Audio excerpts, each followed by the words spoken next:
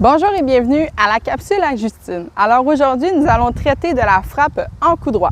Pour ce faire, nous allons donc scinder la capsule en deux. La première partie traitera en fait des erreurs les plus fréquentes en coup droit et la deuxième partie traitera de la manière dont on doit frapper la balle en coup droit pour effectuer donc une frappe la plus adéquate possible. Donc commençons dès maintenant avec les erreurs les plus fréquentes. Donc j'en dénote 4. Alors voici la première, c'est de donc frapper la balle et d'être très proche du corps. Ensuite, la deuxième, ce serait de frapper la balle, mais d'être très éloigné du corps. Ensuite de ça, nous pourrions avoir le fait de ne pas finir son geste, donc de frapper la balle, mais de ne pas finir son geste. Et la quatrième est de tout simplement jamais regarder la balle. Alors, voici pour les erreurs courantes. Maintenant, comment on fait une frappe en coup droit de manière adéquate? Alors, première des choses, c'est toujours de faire la préparation en coup droit parce que comme c'est mentionné, la préparation va donc venir préparer la frappe en coup droit. Alors, revoyons la préparation en quelques étapes. Première chose, toujours d'être en allègement. Par la suite, amener le corps en torsion avec la raquette derrière, fermer les appuis, faire descendre la tête de notre raquette et de pointer la balle avec notre main gauche et ensuite venir frapper la balle. Maintenant où on frappe la balle, c'est une excellente question. Nous allons frapper alors la balle à notre hauteur de notre hanche, légèrement en avant du corps à une distance confortable. Donc comme j'ai mentionné tantôt, je ne veux pas être trop proche ni trop loin du corps. Je vais avoir donc une distance adéquate là où je me sens bien pour frapper la balle.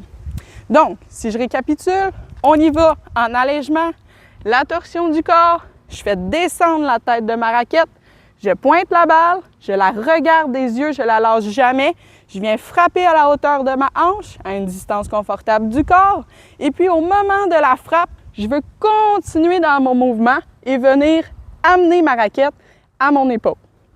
Alors, je refais le mouvement encore une fois, alors je suis en allègement, la torsion, je descends la tête de ma raquette, je pointe la balle et je la regarde. Je viens frapper à une distance confortable du corps et je termine mon mouvement à l'épaule.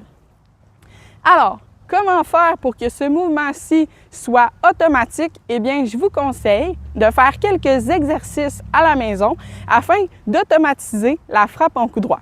Alors, premier exercice, c'est en fait d'inclure toute la notion de la préparation avant même de penser à la frappe.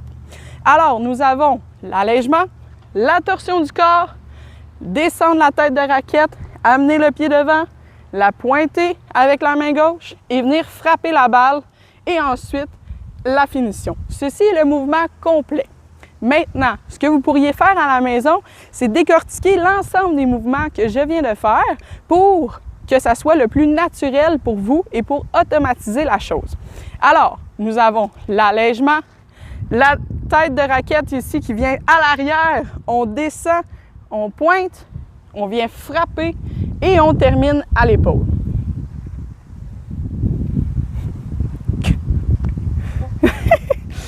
C'est quoi? Concernant les exercices, je vous recommande en fait quelques exercices afin d'automatiser la frappe en coup droit. Les premiers sont en fait simplement de faire un allègement et puis effectuer la torsion.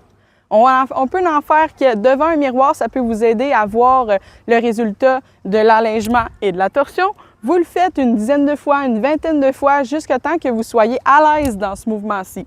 Par la suite, vous allez ajouter les étapes une à la suite de l'autre. Alors, ce sera l'allègement, la torsion, on ferme les pieds. On le fait 10 fois, donc allègement, la torsion, on vient fermer les appuis. Quand on est encore une fois, on est à l'aise avec ce mouvement-ci, on rajoute une autre étape. Alors, l'allègement, la torsion, on ferme les appuis, on vient faire descendre la tête de raquette comme ceci.